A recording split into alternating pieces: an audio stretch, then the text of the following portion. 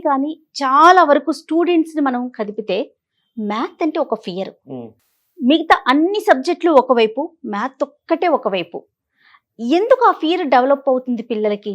నేను బాగా నమ్మేది, ఎవరైనా ఏ ఏజ్లోనైనా ఏ సబ్జెక్ట్ అయినా చదువుకోవచ్చు, చెప్పే టీచర్ ఇంట్రెస్ట్ క్రియేట్ చేసినట్టు చెప్పగలిగితే. మనం ఒక సబ్జెక్ట్కి భయపడుతున్నాము అని అంటే దానికి మొట్టమొదట కారణము, మెయిన్ కారణము సబ్జెక్ట్ చెప్పే టీచర్ ఇంట్రెస్ట్ గా చెప్పకపోవడం. మనది మ్యాక్యులే ఎడ్యుకేషన్ సిస్టమ్ మేడం. అంటే టీచర్ ఇంట్రెస్ట్ తోటి చెబితే పొద్దున 4:15కి క్లాస్ లో కూర్చుంటాడు.